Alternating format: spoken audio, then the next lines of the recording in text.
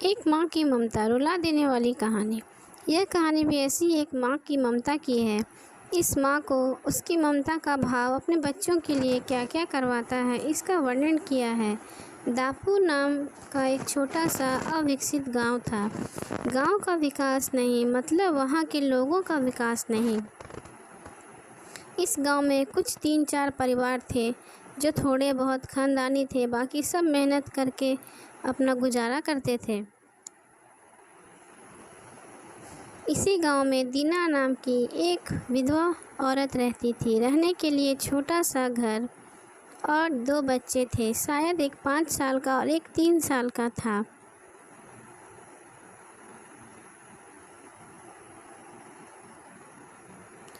तीन साल का होगा। दीना का पति बहुत ही मेहनती था।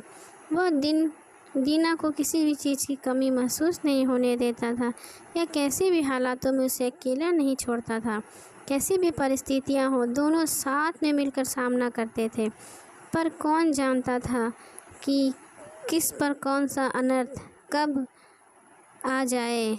दीना के जीवन में ऐसी घटना घटी कि उस घटना ने दीना से उसके पति को ही छीन लिया। दीना के पति के गुजरने के बाद ऐसा लगने लगा कि मैं जिंदा तो हूँ पर मुझ में जान नहीं है। परिवार चलाने के लिए अब दूसरा कोई नहीं था सिवाय दीना के। इसलिए कैसे भी करके दीना ने अपने बच्चों के खातिर खुद को उस दुख से अलग किया। कुछ दिन बाद घर में जो था वो समाप्त हो गया। अब खुद क्या खाए और अपने छोटे बच्चों को क्या खिलाए, यह चिंता दीना को सताने लगी। बच्चों को समस्या सामने खड़ी हो गई। बच्चों के लिए दीना को अभी कुछ काम करना ही था। इसलिए दीना अपने दोनों बच्चों को साथ में लेकर जहाँ काम मिलता वहीं जाया करती थी और दिन भर मेहनत करके जो मजदूरी मिलती उससे अपने बच्चों का पेट भर देती थी। ऐसा ही समय बीतता गया। समय बीतते बीतते साल निकल गए और चलता रहा। लेकिन एक दिन दीना के शरीर में थोड़ी कमजोरी महसूस होने लगी। फिर भी वह काम पर गई। ऐसे ही 2-3-4 दिन दीना काम पर जाती रही, लेकिन उसकी कमजोरी कम नहीं हुई। कुछ ठीक नहीं हो रही थी बल्कि और बढ़ती जा रही थी। ऐसे में काम पर जाना दीना के लिए कठिन होता गया। दीना बहुत चिंतित रहने लगी। अगर काम पर नहीं गई तो उसके छोटे बच्चे भूखे मर जाएंगे। मेरे बच्चे तो भूखे मर जाएंगे। उसकी चिंता ने दीना को और कमज़ोर कर दिया। इतनी कमज़ोर कि उठने बैठने के लिए उसे लकड़ी की सहायता लेनी पड़ती थी। इस कारण उसके बच्चे भूखे मर रहे थे। खाने को कुछ भी ना मिलने के कारण और अपने बच्चों को भूखे मरते देख वह दीना लकड़ी के सहायता से आज यहाँ से कुछ मांगा तो कुछ अगले दिन दूसरी ओर से कुछ मांग के अपने बच्चों को पाल रही थी।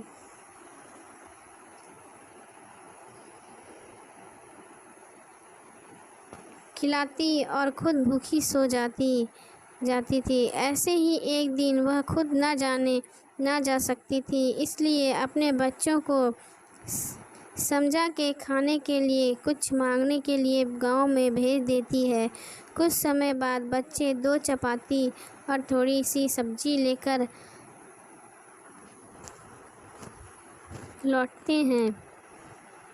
2 चपाती से 3 जन की तृप्ति होने इसलिए वे 2 चपाती दोनों बच्चों को खिला देती है और खुद पानी पीकर सो जाती है।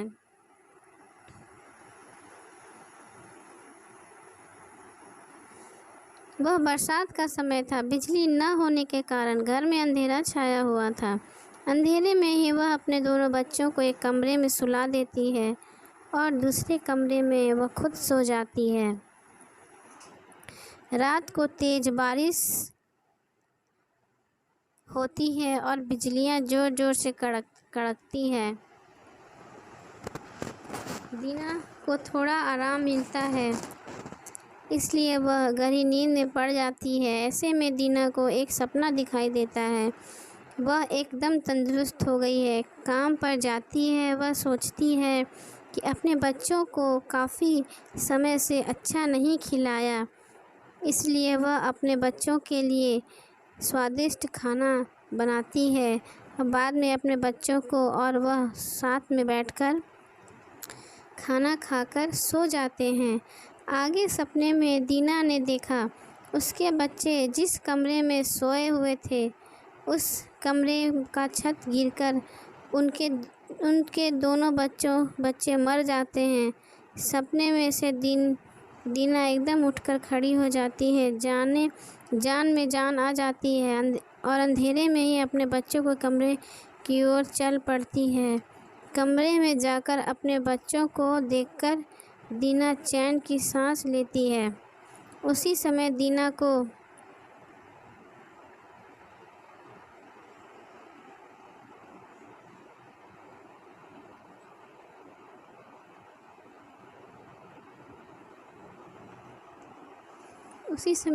को शरीर में ज़्यादा कमज़ोरी महसूस होती है, जिससे वह नीचे गिर जाती है और फिर वहाँ से उठ नहीं पाती है। चैन की सांस दीना की सांस ले लेती है। दोस्तों, यही होती है माँ की ममता, जो मरते दम तक अपने बच्चों की खातिर जीने का जुनून रखती है। दोस्तों, यह छोटी सी कहानी आपको कैसी लगी कमेंट कर ज़रूर बताएं। कहानी अच्छी लगी हो तो कहानी को एक लाइक ज़रूर करेंगे। कहानी सुनने के लिए धन्यवाद।